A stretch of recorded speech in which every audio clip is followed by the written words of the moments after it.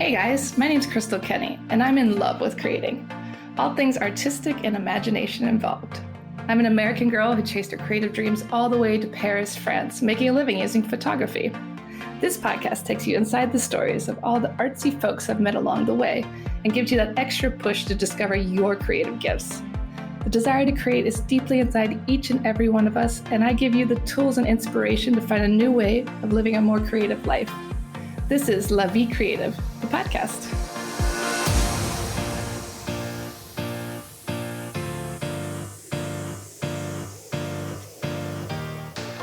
Claudine Hemingway is a descendant of famed writer Ernest Hemingway.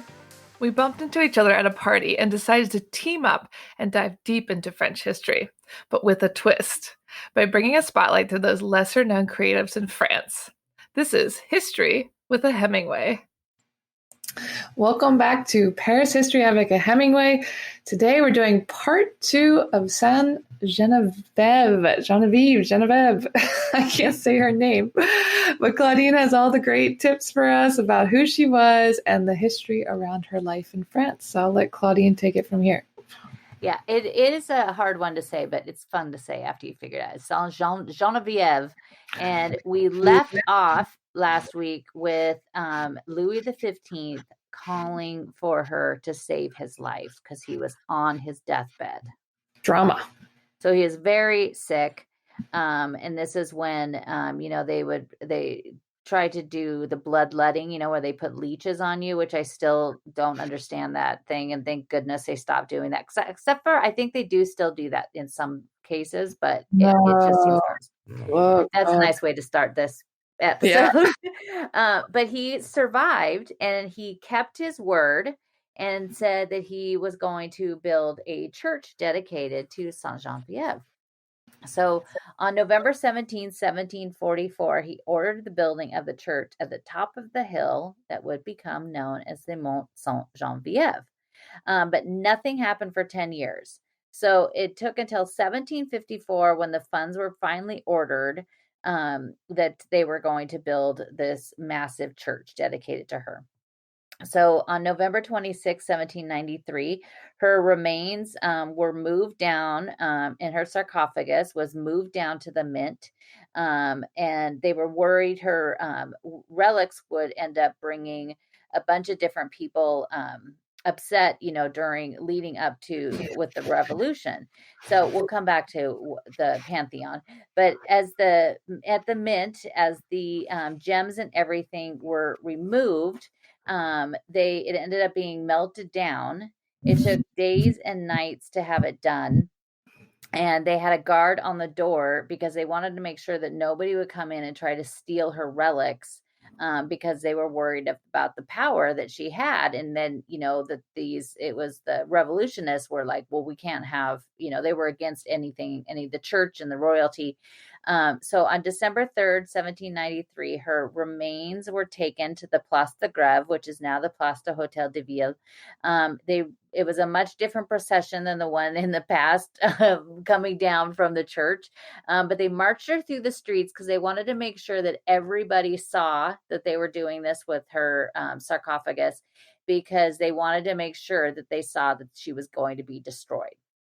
Oh, wow. So they ended up setting fire to her tomb, completely burning it down to ashes. And then they dumped it into the Seine, making sure that everybody could see that she was not going to come and save them again. What? And after the revolution in 1803, the stone tomb of Sainte Geneviève was found in the old abbey that was being taken down. And in 1822, the Archbishop of Paris asked that her relics that had been sent all over the country. So before the revolution, long before, because of course that's 1500 years, her relics were moved, sent to different places around France. And so they said, bring these back. We want them back. What that came back was a bit of her forearm and some of her fingers. Ooh. Which is always strange. So, and a piece of one of those relics was inside the rooster that was on top of Notre Dame. That's right. We talked about that. Yeah, then I love that rooster story. But they're all safe now, and they'll go back in when they redo it. But the biggest, if you go into churches anywhere in Paris, there's some churches that the walls are covered with these. There, you'll sometimes see little tiles, and these are called the ex-votos, and these are basically dedications to the church, thanking a certain saint or saint, that somebody their father was saved, and so they go back and they pay money and they have these little marble plaques created and dedicated inside the church. But there's other ways to also do the ex-votos, and there's three major ones that stand out that are about Sainte Geneviève. And the first one was in 1696. Artist Nicolas de Lagière originally designed a very large painting for a calendar, and it was ended up becoming so large that they decided to just do it as a painting. So it's called the ex-voto of the Cour de Ville to Sainte Geneviève, and it hangs over her chapel in the Saint Etienne du Mont, which we'll also talk about that. And in the center of the painting, the prévôt of the merchants, who was basically the mayor of Paris, Claude Bosse, is there kneeling down on a pillow. He's surrounded by a bunch of different officers and officials of the court, and it's most likely set in Notre Dame, and he's pointing up to a dark cloud, again, where you remember that story of the dark clouds opening up, where Sainte Geneviève is looking down and praying. And then the clouds above her are parted, and there's light shining down on her as a nod to how the miracle of 1694 when she saved Paris. I love that. Yeah. So the light floods in, and it's always, very angelic when you see these things. It's also kind of an allegory of the government, but also using her image. So this was a little piece of propaganda that the government could use, saying, oh, look how we are pictured and aligned with Sainte Geneviève, and she saved you, and now we will save you too. Good marketing. Yeah. So another one was Jean-François de Troyes. He did the ex-voto for, again, this was the same name, but of Sainte Geneviève of 1726. His father had taken part in the 1709 procession, and it includes other officials of the court, and they're also kneeling on a cushion. He's surrounded in the front and below him, he's surrounded by different officials, and then below him is a allegory of France, and she's in her robe, her blue robe with the fleur-de-lis, golden fleur-de-lis. She's resting her leg on a globe that's covered with fleur-de-lis. It's also supposed to represent the House of Bourbon, which is what Louis XIV, 15th, going back to Henry IV, that was the Bourbons. So again, now they're aligning, the king with Sainte Geneviève. Up above her, she's on a cloud again, and she's praying up towards God to stop the rain this time. And both of these paintings hang in Saint Etienne du Mont above her chapel, which we'll tell you about. But the third ex-voto goes back to Louis XV, and that's actually the Pantheon. What we know today as the Pantheon du Paris, it was originally the Église Sainte-Geneviève, because it was going to be built for her, but poor Sainte Geneviève really didn't get to see it for very long. See it as being her relic. They took it away. That was her finger bone. Yeah. So they ended up on September 6, 1764. A ceremony was held where they were laying the first stone for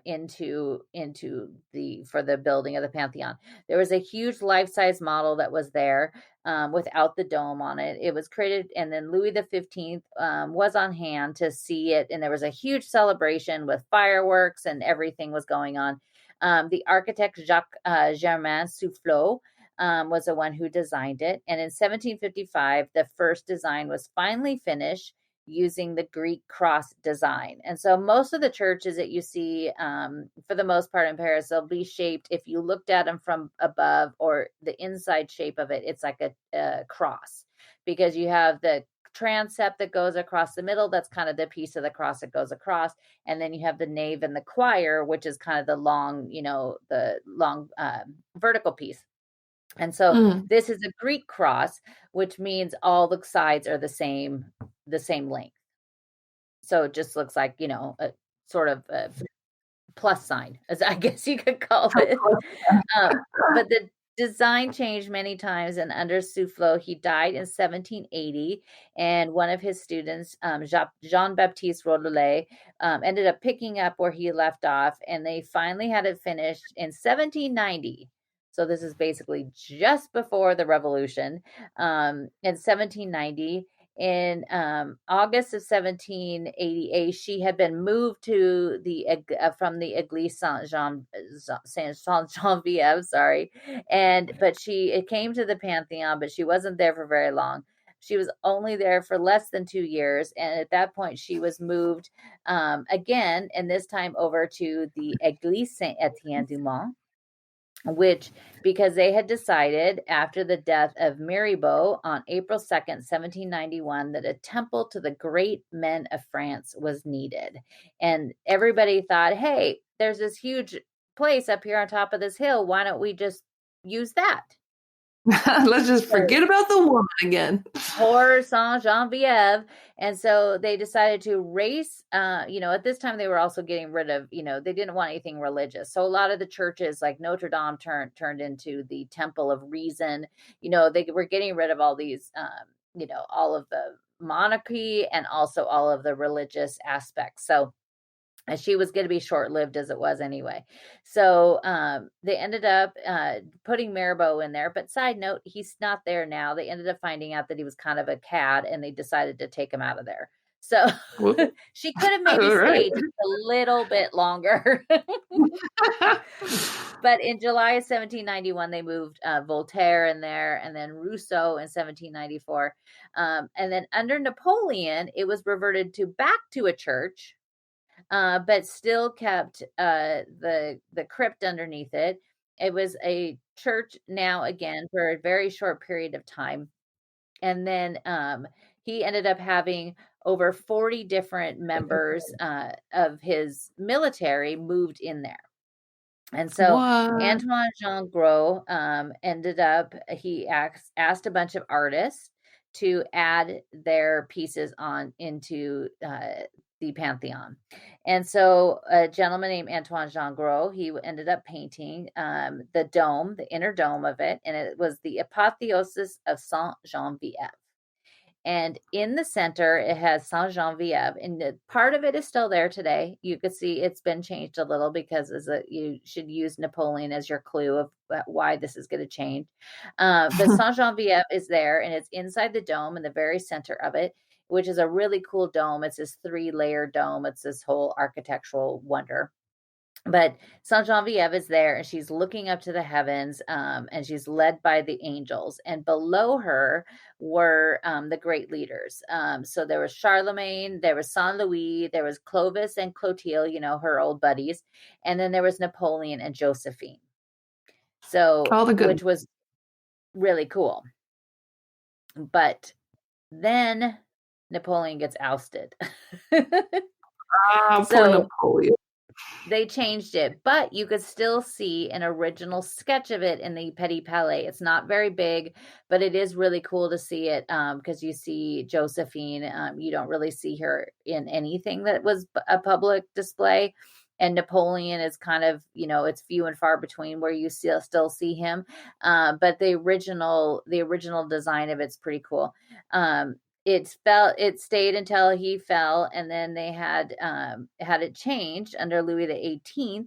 He ended up replacing Napoleon and Josephine with himself and his wife, and then also adding in Louis XVI and Marie Antoinette.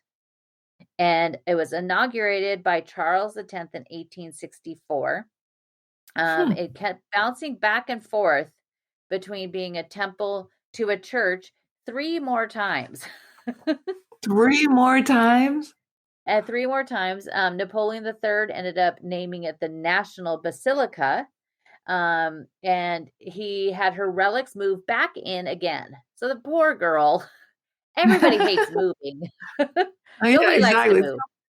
And then poor Sainte Geneviève just keeps bounced around all over the place. And so in 1881, it was finally, again, once and for all, returned back into a mausoleum one last time. And in 1885, Victor Hugo was moved in there. In 1908, Emile Zola. And of course, recently, Josephine, the symbolic burial of Josephine, her baker. Her remains are actually down south in Monaco still. Her family didn't want to remove her, but she's symbolically buried now of one of only 6 women in the Pantheon. We love that. Well, we want more women in there. Which the Pantheon is really, really amazing to go see. You definitely should go. The crypt down below, it's really interesting. They have all of these really cool LCD screens that you could actually go through, and each of the crypts, you could go see this LCD screen. It'll tell you who these people are, and you could read their story in like 4 different languages. It's really, really interesting to go see. And if it's a really hot day in Paris, go to the Pantheon and go downstairs in the crypt because it's always freezing cold. What's with the giant pendulum in there? Oh, oh my gosh, I always forget what it's called because of the F, and I always forget the name. But you go in there and you could tell the time because it moves with the movement of the earth. So it's really interesting to watch. But they could take it out because there's times that they do ceremonies and they do other things, and they could just basically unhook it, I guess, turn it off. Oh, that's cool. And they take it out, but it is really cool to watch it because it does, like, it's accurately on time because it moves with, and there's a whole scientific thing about it that I don't know all that stuff. But it actually moves with the earth, which is really interesting. That's wild. Yeah. So people that don't think the earth is round, go and look at it. But she might have she was once and for all moved out. She didn't come back, but who knows? Her story's not done yet.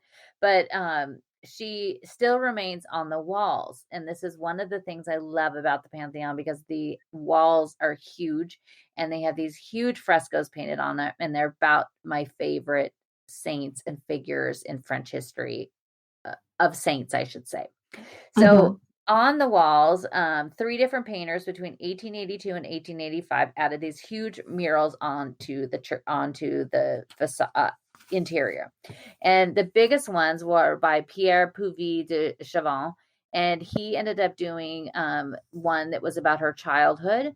One of the panels is about her meeting Saint-Germain-l'Auxerrois. And then also one that was about her reviving the besieged Paris with food.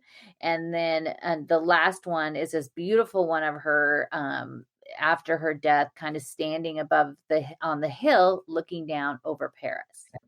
I love that. So I want to see that. They're really cool. So all of these stories I've told you about her, you could go now to Paris in 2 different places and literally see the visual reminder of what these stories are.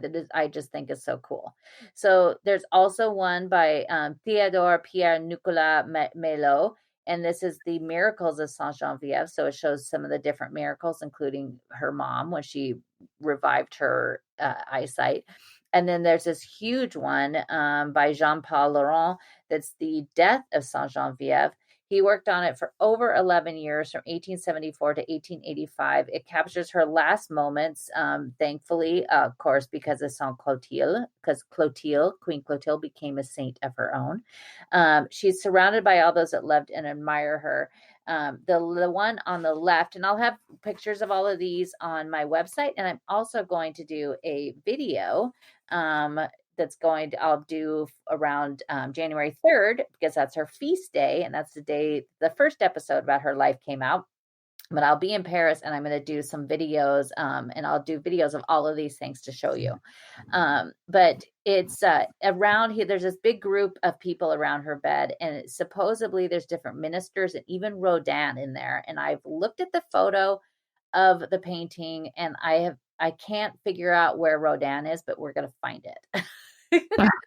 We're going to keep looking. But Milo's miracle, his miracle fresco is done in a Byzantine medieval feel to it. So it definitely sticks out from the other ones. It's really interesting. There's also one of the panels is the Bishop of Paris. He's standing under a canopy and he's waiting for her relics to come. The other paintings in the church on the walls include the life of Jeanne d'Arc, Joan of Arc, which is amazing. Saint Louis. There's also the story of Clovis, Charlemagne, and Saint Denis. All the big hitters. All the big guys. And so the ones of Jeanne d'Arc, and we do need to do episodes about her, but I know that it's going to end up being like 3 or 4 episodes because I love her so much. But we will do those, but you can see her story of her life, which is really cool. So I'll make some videos of that. But to go visit the Pantheon, which you definitely should do, it's open 7 days a week. From 10 to 6 a.m. The time varies in the summer. Sometimes it's open a little bit later in the summer. You could do an audio guide there, which is really cool because it will take you down in the crypt and will also tell you about a lot of the people that are buried down below there too. I love all of it. We're going to listen to the podcast while we visit. I know you can walk around, and I, because they moved Josephine Baker in there, and I have a couple books actually from the Pantheon that I bought, that one of them in French that they basically tell you about every person that's buried there. But obviously it's not updated.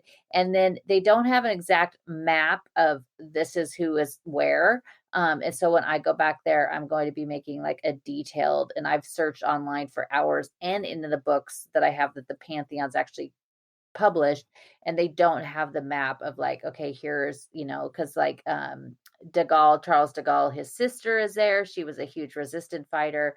You have a bunch of people that were in the resistance in the liberation of Paris that are buried there. A bunch of different generals under Napoleon. There's also, of course, Dumas and Hugo and Zola are buried there.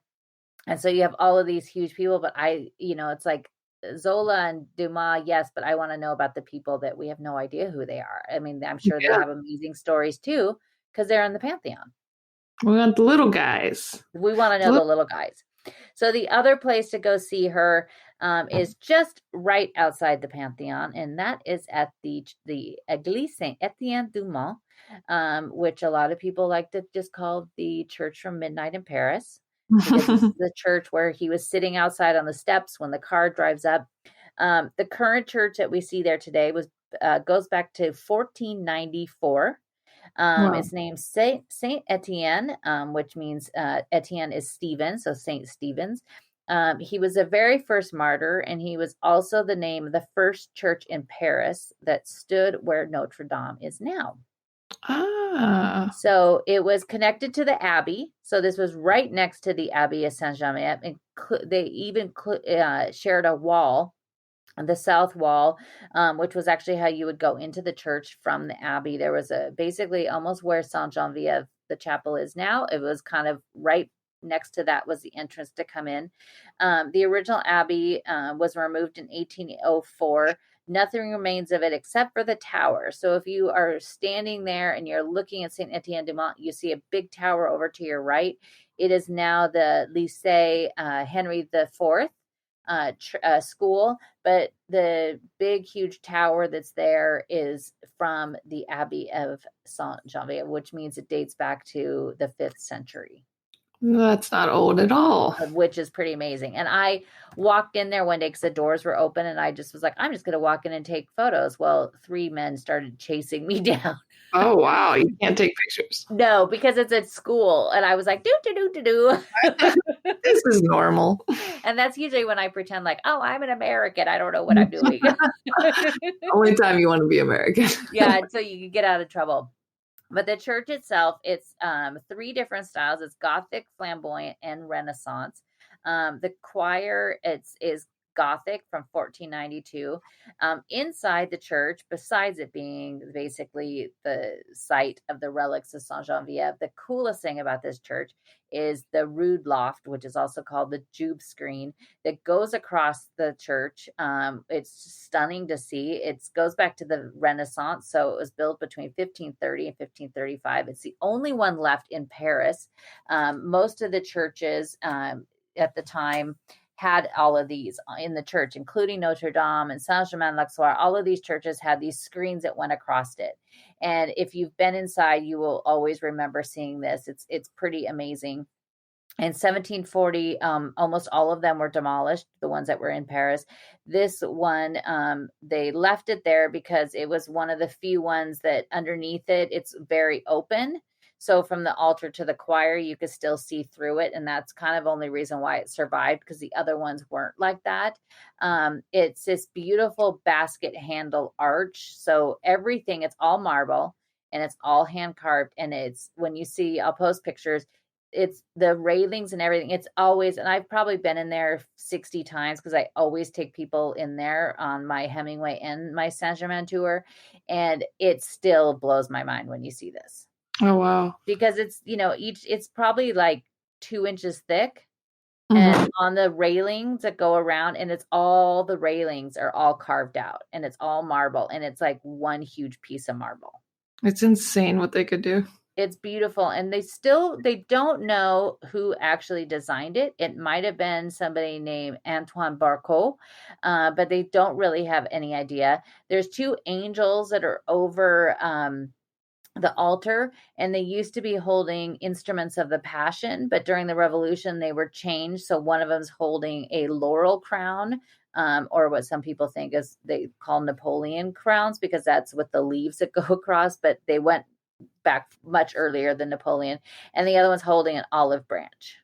So, but they wanted to tear this down in the 19th century. They said we should get rid of this, and the entire, like, the parishioners freaked out. They're like, no, you're not taking it down. So it's only one that survives. Oh, wow. And it's really cool. You can find pieces of the one that was in Saint-Germain-l'Auxerrois, because these etchings and reliefs that were on him were done by Jean Goujon, and he did the famous caryatides that are in the Louvre. Some of those pieces are now in the Louvre. So it's kind of cool. You can see some of the ones that used to be in Paris in pieces, but all of them were destroyed, which is just kind of sad. That is sad. Because these are really cool. But just past that screen, that's where the altar is, on the right side is the chapel of Sainte Genevieve. And it was created in 1853, spearheaded by Father Martin. And they wanted something a little bit more, lavish for Our Lady of the City. And so they had this huge brass sarcophagus created.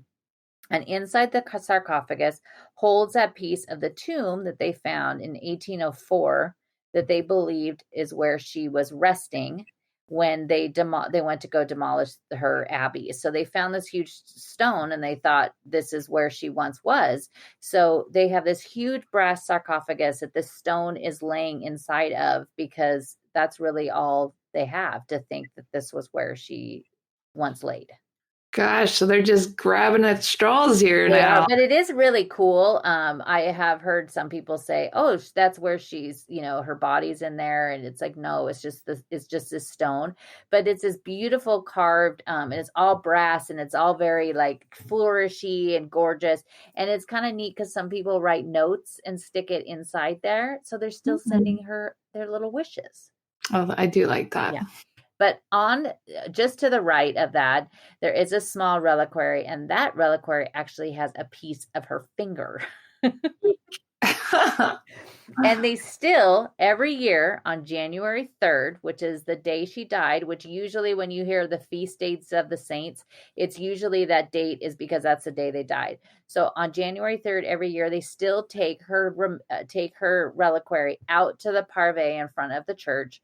And all of these church officials come and they do a blessing for Sainte Genevieve. Well, isn't that nice of them? I was hoping they used to still do it. They kind of stopped it, I think, in the 80s, but they used to still walk her down to Notre Dame. Did it take 14 hours? Which would be pretty cool.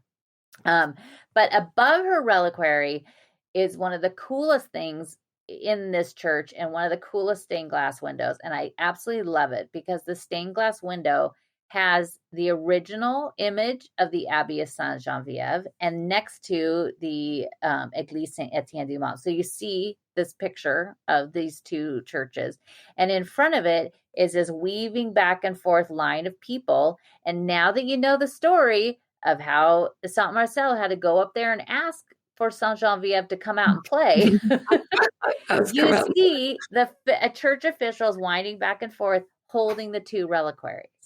Oh, wow. So they tell this story in the stained glass that's above her. It's based on Joachim Francois' engraving that he did on the May 6th or the May 27th, 1694 procession that we talked about. I love that they have it in picture form. It's There's really cool. I love that one. And I loved it before I even knew the whole story behind it. But to the right of the chapel, so it's kind of two chapels, to the right of her sarcophagus, there's another set of two stained glass windows that have 8 little panels in it. And in those little panels, they also tell the story of her life. So the first one is of her childhood in Nanterre and her call from Saint-Germain-Auxerrois. There's the second one has the healing of her blind mother. The third one, you see her receiving the veil of the dedicated virgins. And then the fourth one has her vision of hell and paradise, which, is a little dark. And then you have her feeding the people of Paris, asking the parishioners to stay to pray against Attila the Hun. Her precision of the miraculous moments, which is of the lighting of the candle of Saint Denis, and on the final one is of her deathbed. So you get to see between the Pantheon and Saint Etienne du Mont, you could see in art her story of her life, the full picture. So, and then of course you could just take these 2 episodes and listen and walk around in there. There is also other pieces of her in Paris on the Pont de la Tournelle, which is just east of Notre Dame, the next bridge after the Ile de la Cité. If you look up, there is a huge statue of her by Paul Landowski. He did this in 1928. He is also the same artist that did Christ the Redeemer in Rio de Janeiro that sits way up high on top of that hill with his arms out. He did this statue of Sainte Geneviève. She has a little girl in front of her. The little girl is holding a ship because that is the symbol of Paris because of the waterway and all of, later ended up became a big thing during the terrorist attacks about how she's, tossed by the waves, but still stands. And then in the Carnavalet, you could go there, which is the amazing museum of the history of Paris. There is some paintings there. And when I saw them, I was literally like, oh my God. This painting of her surrounded by sheep, because that, when you see her in images of the church, she's almost always in a statue or a painting. She's always has a sheep around her. And so there's always a couple sheep. A lot of times the statues just have one. But this one goes back to 1530, the painting itself. They don't know who painted it, but she's standing around outside the wall. And in the background, you see Paris of the time of the 4th century and of the 5th century. And then she's surrounded by these sheep. There's white ones that mean the Catholics and the black ones that are Protestants, but it shows how they could all live together. They can all get along. And in the background, you can see the Notre Dame de Paris, which is really cool. And then also, of course, in the Jardin de Luxembourg, which we did 2 episodes about the statues of the 20 illustrious women in Paris. She also stands there in the Jardin de Luxembourg in this statue done by Michel Louis Victor Mercier. She is also, there's another painting of her in the Carnavalet where she's standing in front of the Hotel de Ville and she's holding a candle, because up until the 16th century, that was her, basically her iconographic symbol was the candle, because she relit the candles. And then after the 16th century, that's when she's with sheep or a lamb. Oh, I like the candle. Yeah, but it's really easy. Anytime you could go, and most of the churches in Paris will have a Sainte Geneviève. There's the church that's on Ile Saint Louis that has a beautiful chapel of her that she's there with a lamb. She's also outside at the church of Saint Etienne du Mont, and that was an 18th century sculpture. And then she has a lamb. The one in the Luxembourg Garden, she doesn't have a lamb or a candle, but it has her name on there, so you'll know it's her. She should have both, a lamb and a candle. Yeah, but she's pretty awesome. We like her. Well, thank you so much, Claudine, for teaching us so much more about this fascinating woman in French history. I suggest you guys take the show on the go check these things out and listen, go deeper into French history. And don't forget to join Claudine every Sunday for her live virtual walks around Paris, and check out her website for photos and more history. Thank you for listening to Paris History Avec a Hemingway. If you want to find out some more, you could always find me on my Instagram page, Claudine Bleu Blanc Rouge, and that's BLEU, as in the French way to spell it. And each day I post a daily history lesson about a person or a place or something in Paris, or it's lots of fun facts. And then also at ClaudineHemingway.com, where you can also sign up for my newsletter there.